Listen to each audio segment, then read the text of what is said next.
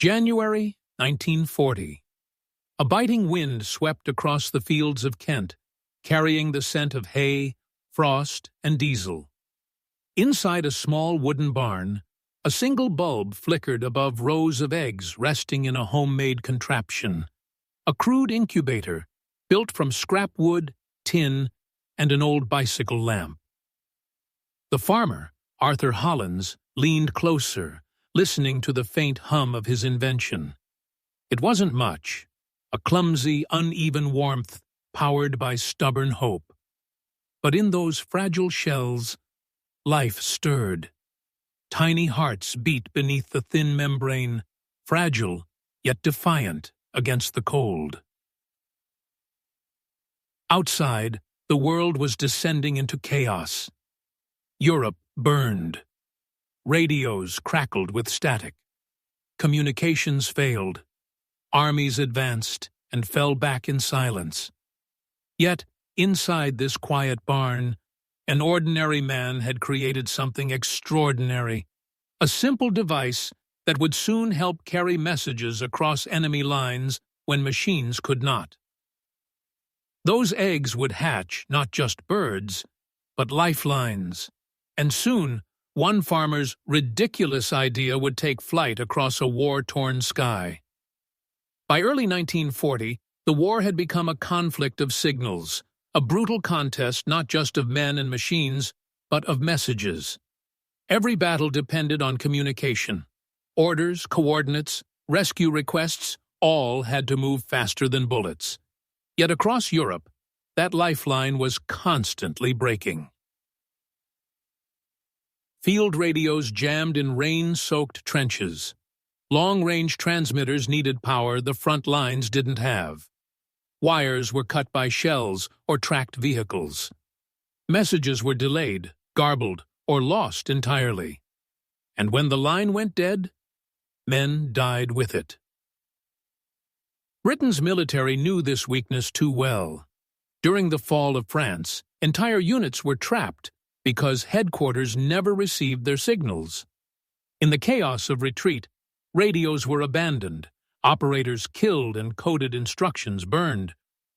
For a nation that depended on coordination between the RAF, Navy, and Huith Army, silence was deadly. And so, attention turned to a method older than any machine: pigeons. The idea seemed absurd to some commanders. In an age of tanks and wireless sets, birds felt medieval. Yet behind the skepticism lay proven success. In the Great War, carrier pigeons had delivered tens of thousands of messages when telegraphs failed. They flew through smoke, bullets, and gas. Some even returned with shrapnel in their wings, messages still tied to their legs. Their loyalty was unmatched, their instinct almost miraculous. By 1939, as Hitler's armies surged across Europe, Britain revived the ancient art. The National Pigeon Service, NPS, was formed, a civilian volunteer organization tasked with breeding, training, and supplying pigeons to every branch of the armed forces. Pairs of thousands of birds were registered under secret codes. RAF crews carried them aboard bombers. Army units housed them in portable lofts. The Navy trained them to fly from ships back to shore. Every bird had a name, a number, and a mission: to return home no matter the odds. But there was one problem: breeding them fast enough. The demand for trained pigeons was staggering. Each one took months to hatch, mature, and train to recognize its home loft. Military lofts needed constant replenishment. Cold weather, disease, and bombings made breeding difficult. The government quietly reached out beyond military circles to farmers, hobbyists, and pigeon fanciers across Britain. Among those contacted was Arthur Hollins, a modest egg farmer known in his small village for his unusual incubator. It wasn't elegant or scientific. It was, in the words of a local inspector, a ridiculous machine. but it worked. Arthur had built it in his shed to keep hens producing through the winter. Using scraps, a small hand crank, and his own intuition about heat and airflow, he had managed to hatch fragile eggs at a near-perfect rate. What began as a farmer's trick soon caught the attention of a regional agricultural board, then the National Pigeon Service itself. They needed a system that could maintain steady warmth for delicate pigeon eggs, and Arthur's design promised exactly that. The war bureaucracy moved quickly. Engineers visited his farm, took sketches, and copied the crude mechanism. Within months, hundreds of adapted versions of Arthur's incubator were operating in secret pigeon lofts across southern England. These weren't ordinary pigeon hatcheries. Many were hidden in barns, church towers, and even London rooftops, close to communication hubs and coastal bases. Civilians were trained to handle breeding cycles with military precision. Each egg was recorded, each hatchling marked for eventual duty. And as German bombers thundered overhead during the Blitz, under flickering lamps and blackout curtains, those small, glowing eggs continued to hatch, silent messengers being prepared for a war that demanded both courage and instinct. While nations built radar towers and code machines, one farmer's handmade incubator quietly ensured the survival of a different kind of communication network, one born of feathers and faith, not circuits. The war was becoming more desperate, and so was the need for every working bird. Soon, the front lines would call not just for soldiers or aircraft, but for messages that could only be carried on wings. As 1941 unfolded, the war's communication struggle deepened.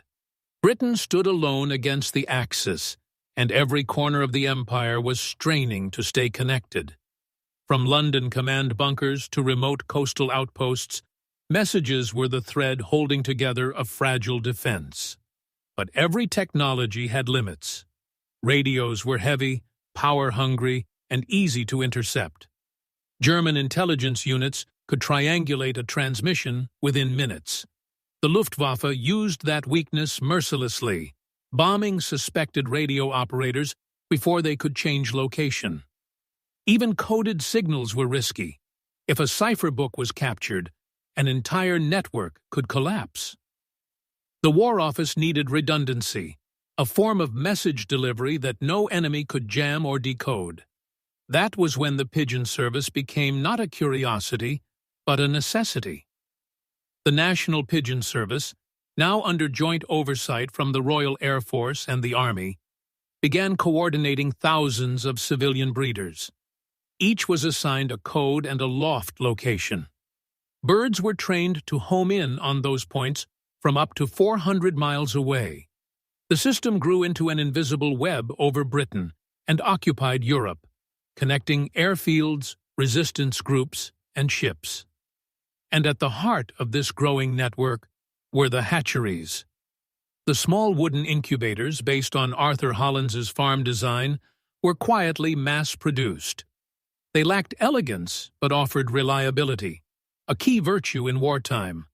Unlike industrial incubators, which required consistent electrical power, Hollins's device could run on simple kerosene heat or even hand-cranked airflow.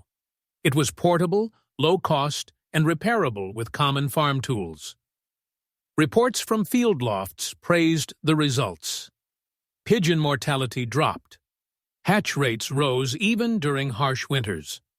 By 1942, the Royal Corps of Signals estimated that nearly 60% of all homing pigeons used in field communication had come from lofts using modified versions of Hollins's incubator. But the story didn't stop with breeding. Once hatched, the young birds began rigorous training. They were carried by trucks or trains to temporary lofts, released miles away, and expected to find their way home. Over weeks, the distance increased until their sense of direction was unshakable. Many were later relocated to secret bases across occupied Europe, smuggled by resistance couriers and kept hidden in barns or cellars. When Allied intelligence needed to send information back to Britain, these pigeons became the only safe link. In those occupied territories, radios were death sentences. The Gestapo executed anyone found with a transmitter. But a pigeon, a simple bird, could fly across borders undetected, carrying microfilm or coded notes sealed inside tiny canisters on its leg. Some of those birds had begun life in the soft glow of Hollins's farm-inspired incubators. Arthur himself never knew the scale of what he had set in motion. To him, it was still a matter of tinkering and timing, adjusting vents, checking temperatures, and ensuring no egg went cold. He sent letters offering improvements, though many went unanswered. Wartime secrecy kept him unaware that his invention had been classified essential agricultural equipment. In official documents, it was merely listed as a rural heat-based incubation unit. But to the men who relied on the birds it produced, it was something far greater. By late 1943, when Allied bombers flew deep over occupied France and the Low Countries, pigeons became standard rescue equipment. Each aircraft carried 2 in small wicker boxes, with pre-coded messages attached. If the plane went down or the crew was stranded, they would release a bird. The pigeon's wings could deliver a plea for help across hundreds of miles where no radio signal could reach.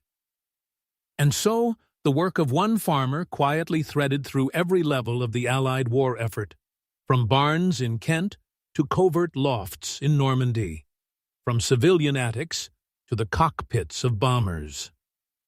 As 1944 approached, that network of wings and willpower would be tested in the largest invasion of the war.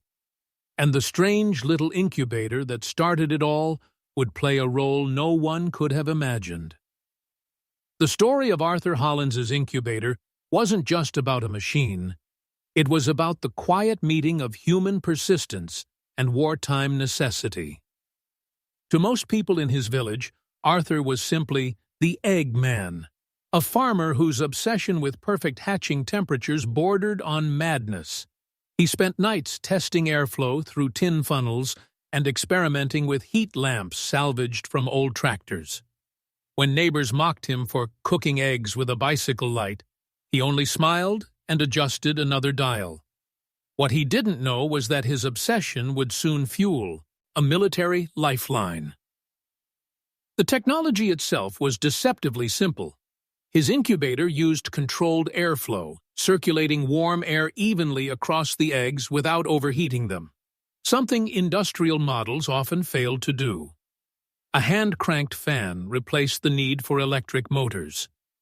The result was a uniform warmth that mimicked a mother bird's natural temperature. In the field, that simplicity became its greatest strength. Soldiers didn't need technicians or spare parts. They needed something they could fix with a wrench and instinct. For the National Pigeon Service, that practicality was revolutionary. Thousands of eggs could now be hatched in barns, basements, or even bunkers without heavy equipment.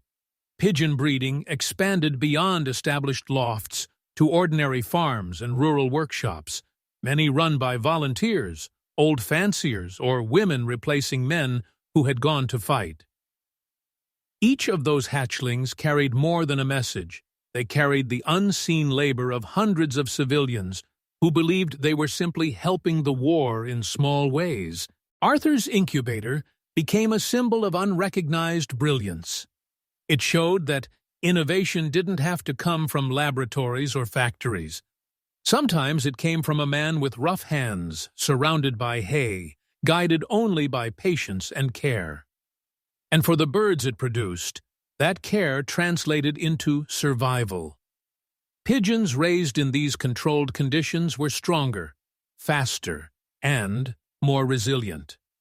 Many of them would later fly hundreds of miles through flak and storm, carrying life-saving messages written by men who never knew the farmer behind their survival. But beyond the technical and human ingenuity, there was another side, the darker, moral weight of war resting on wings. For all their innocence, pigeons became silent soldiers in a brutal human war. Every mission carried a risk no creature could understand. Released from aircraft or trenches, they flew through skies filled with shrapnel, smoke, and burning oil. German snipers were ordered to shoot them on sight. Even falcons were trained by enemy forces to intercept them mid-flight. To the soldiers who released them, the pigeons were both tools and companions. Many named their birds, whispered to them before setting them free, or tucked them gently into their flight boxes like sacred relics. When radios failed, those boxes became a final hope.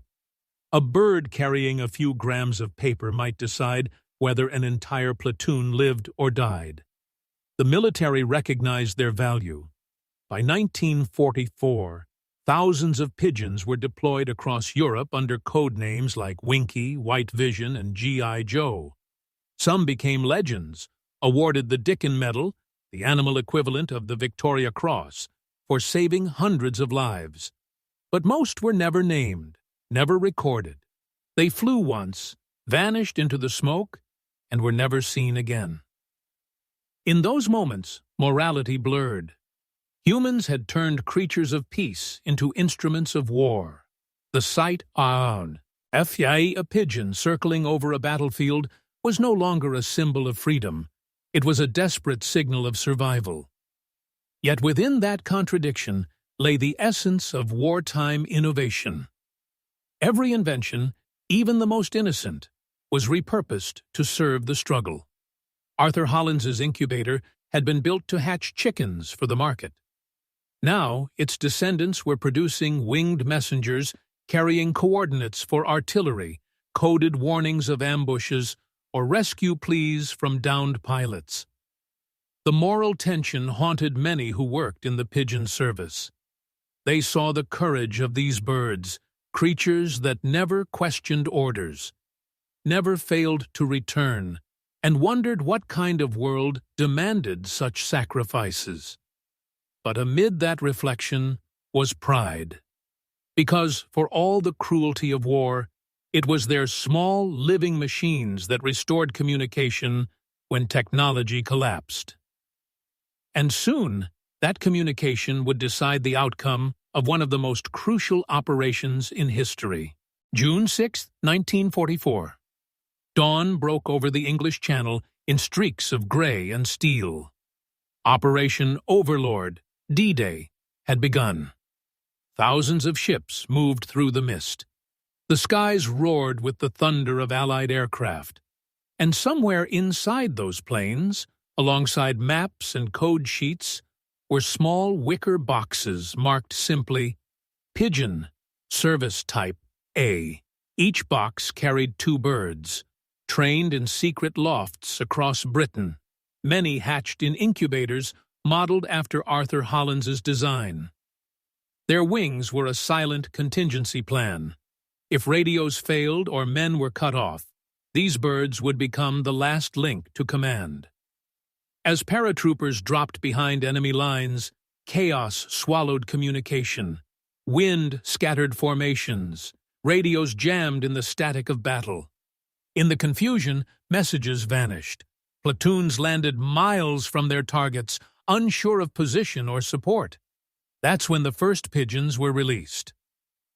One such bird, coded NPS 423166, took flight from a hedgerow near Ranville, carrying a handwritten note sealed in a metal capsule. The message was brief: coordinates, troop strength, and the critical phrase, landing successful. The pigeon climbed into smoke-filled skies, weaving through tracer fire and clouds of dust.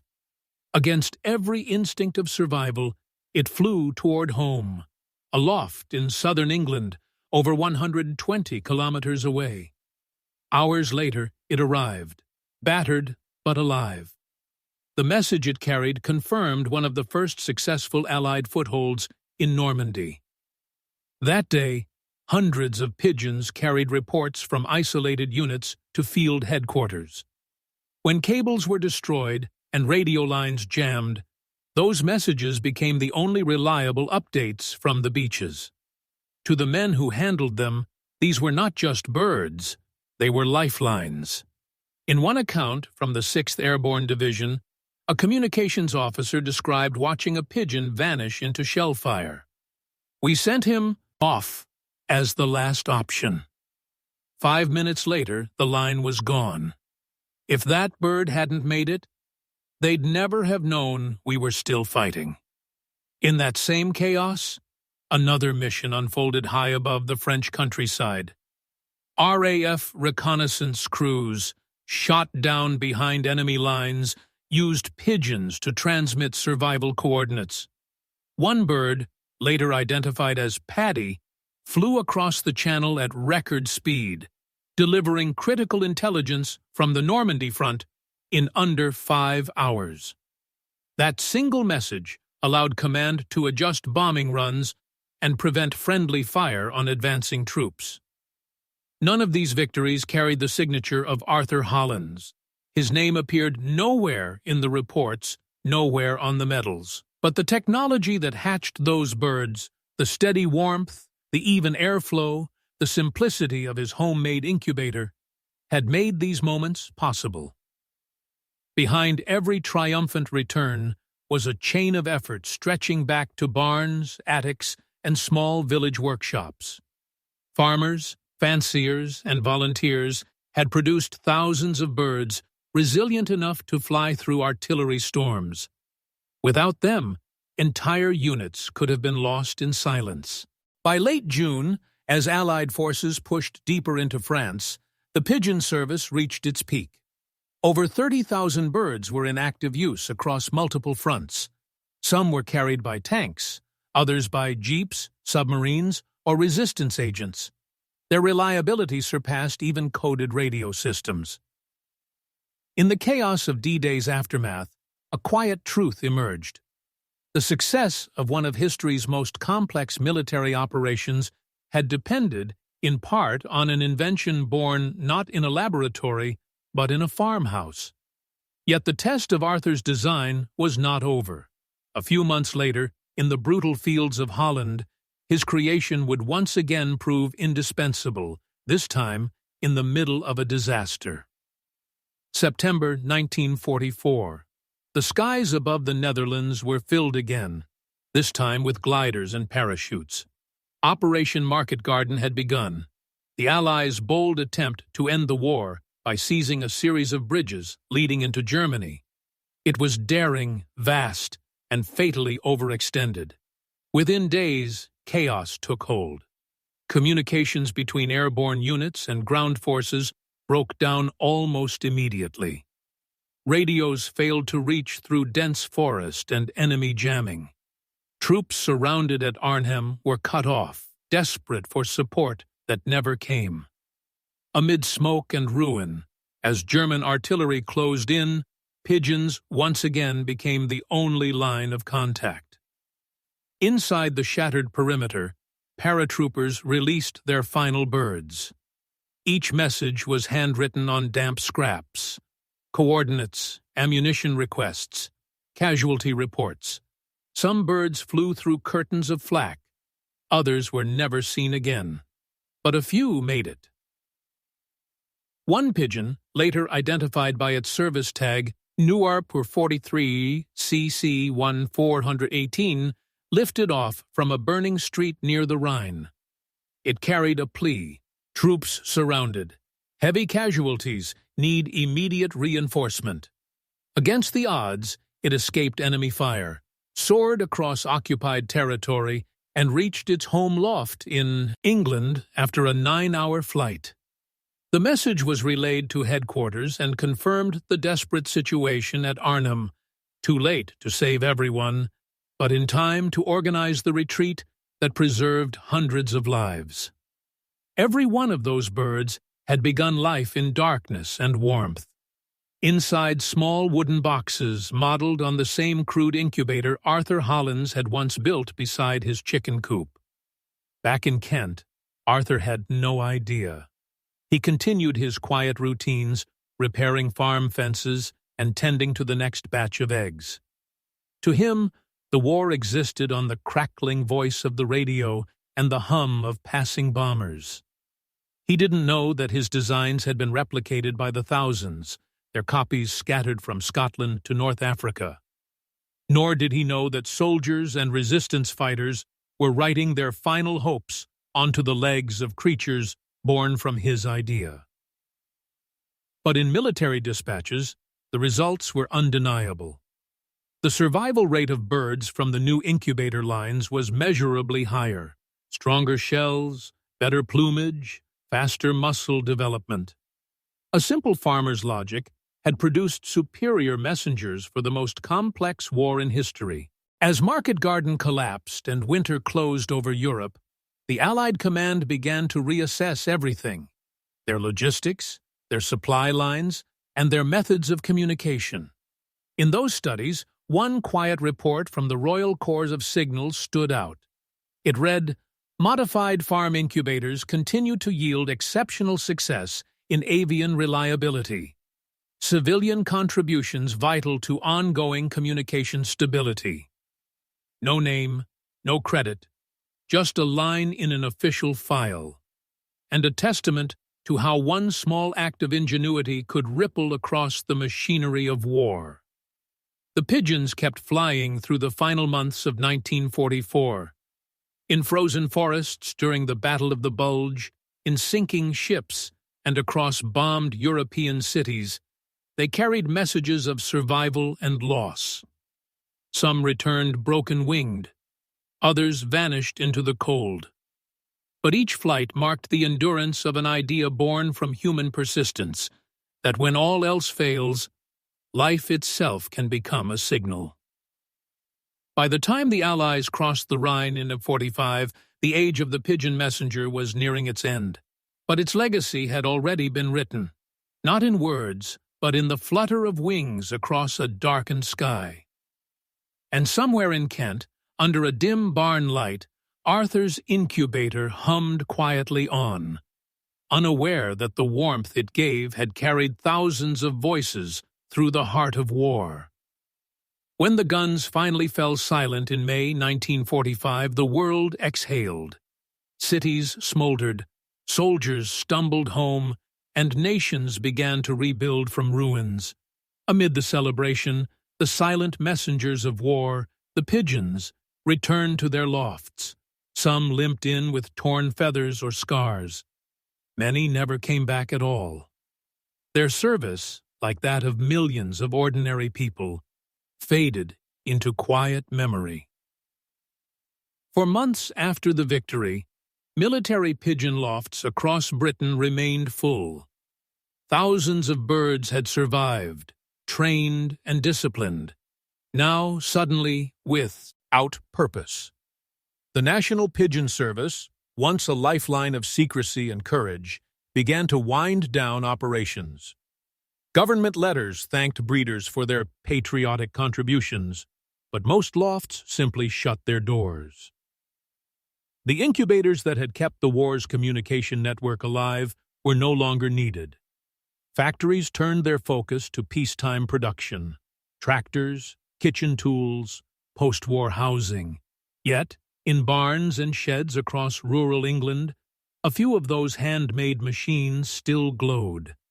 Farmers reused them for chickens once more, their wartime purpose forgotten under dust and straw. Arthur Hollins was among them. For him, the war had passed like a long storm on the horizon, distant but heavy. When victory was announced, he stood outside his barn and listened to the church bells echo through the Kent Valley. He didn't know that his small invention had played a part in that victory. No one had ever told him.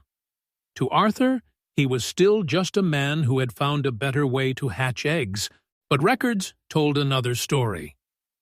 By the end of 1945, official reports showed that more than 200,000 carrier pigeons had served with Allied forces.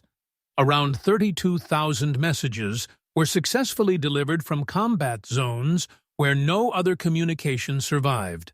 At least a third of those birds had been bred using versions of Hollins's Incubator design, an uncredited network of small-scale miracle workers ensuring that every front, no matter how remote, had a lifeline.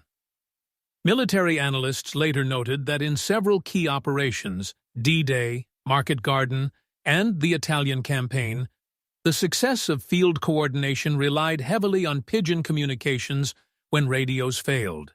In many after-action reports, the phrase appeared again and again, "Message received by pigeon." Recognition, however, was slow to come. Soldiers received medals, commanders gained knighthoods, and inventors of radar and code machines were honored publicly. The farmers, breeders, and quiet tinkerers who had built the invisible framework beneath those victories were largely forgotten. Still, the pigeons themselves found a measure of fame. 23 were awarded the Dickin Medal for bravery, each citation a story of courage. One had flown through gunfire over Normandy. Another had saved a sinking ship's crew in the Atlantic. And yet, behind every one of those heroes was a simple truth. Without the unseen labor of people like Arthur Hollins, those birds might never have hatched at all. The National Pigeon Service formally disbanded in 1948. The remaining birds were sold or given to breeders. The government lofts were dismantled, their records sealed for decades. Only in small agricultural circles did the legend of the ridiculous incubator quietly persist, a story told with disbelief and pride in equal measure. But history, even when silent, has a way of remembering.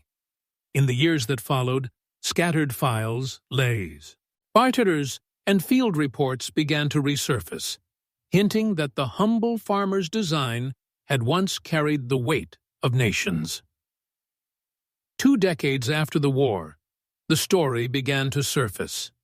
A researcher from the Imperial War Museum, studying forgotten field communications, uncovered a series of internal memos marked Confidential, 1941-44. Among the names listed under civilian technical contributors, one entry stood out: A. Hollins, Kent, Agricultural Incubation Device.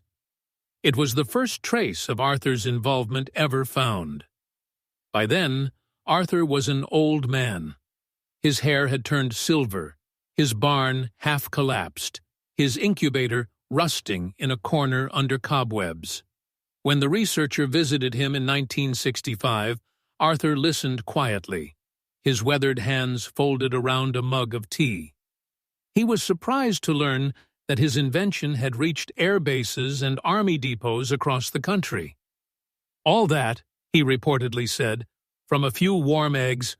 The recognition was modest, a single letter of appreciation, later followed by a small plaque displayed in a Kent village hall. It wasn't much, but it was a reminder that the war's great victories had been built not only on generals and factories, but on people whose names never reached the papers. In archives across Britain, historians began piecing together the hidden network of the National Pigeon Service. They found that the organization had relied on thousands of volunteers, farmers, housewives, mechanics, all sustaining an organic communications web when electronics faltered. Each volunteer had played a role in maintaining an ancient technology in a modern war. And at the center of that web stood the humble incubator, a wooden box with tin vents and a kerosene lamp, replicated in hundreds of forms. In the decades that followed, as satellites and fiber optics replaced birds and paper, the lessons of that time remained quietly powerful. The war had proven that resilience wasn't only about advanced machinery, it was about redundancy, adaptability, and the human capacity to improvise. When the world's most sophisticated systems collapsed, survival often depended on the simplest solutions. Military historians later compared Hollins's invention to other small civilian innovations that altered the war's course: the jerry can, the Enfield bicycle, the British home radar reflectors. Each was born from necessity, refined by ordinary minds, and magnified by circumstance. Even today, in an era dominated by digital networks, emergency communication planners still study the National Pigeon Service as an example of organic redundancy, a network immune to interception, power loss, or technological failure. In some military manuals, the case is cited simply as Hollins Type Incubation Contribution, WB, with 2. Arthur didn't live to see that legacy fully recognized. He passed away when Termam in 972, quietly, in the same farmhouse where it all began. Locals say the incubator was still running that winter, warming a final clutch of eggs. Years later, during a restoration of the Imperial War Museum's Signals Gallery, curators placed one of the surviving incubators on display. Its label read, Prototype Agricultural Incubator, Adapted for Military Use, Code 1940, credited with hatching carrier pigeons used in major WB2 operations. There was no mention of Arthur's full story, just a single line noting his name and county. But for those who paused to read, the meaning was clear. Even in the vast machinery of war, the smallest hands could change its outcome. The legacy of his ridiculous machine endures not in fame, but in the quiet truth it represents that sometimes innovation begins not with ambition, but with care. And from that care, 1,000 wings once rose to carry hope through the darkest skies. History often remembers the thunder, the tanks, the bombs, the speeches. But beneath that noise lived quieter inventions, born from patience instead of power. Arthur Hollins's incubator was one of them. It didn't roar or shine. It simply breathed warmth into the cold, helping life emerge when the world seemed determined to destroy it. In the chaos of global war, such small acts of care became a form of defiance. His machine never carried a weapon or decoded an enemy's message, yet its product, fragile wings carrying words, bridged the silence that technology could not. Every pigeon that rose into a smoky sky carried the proof that human ingenuity does not always require brilliance, only belief. What began as a farmer's curiosity became a quiet triumph of resilience. It showed that victory in war is not just forged by generals and engineers, but by ordinary people who refuse to let problems go unsolved. When the world's circuits failed, it was a wooden box, a flickering lamp, and a man's stubborn hands that kept communication alive. Today, his name rests in the margins of history books, yet his lesson endures. True innovation often hides in humility. Progress does not always come from power, but from persistence, from the will to keep something alive, even when it seems impossible. Arthur Hollins never sought glory. He sought warmth. And from that warmth, the sky once filled with wings that carried 10,000 messages, not just of war, but of human endurance. Because sometimes saving the world begins with saving one small heartbeat.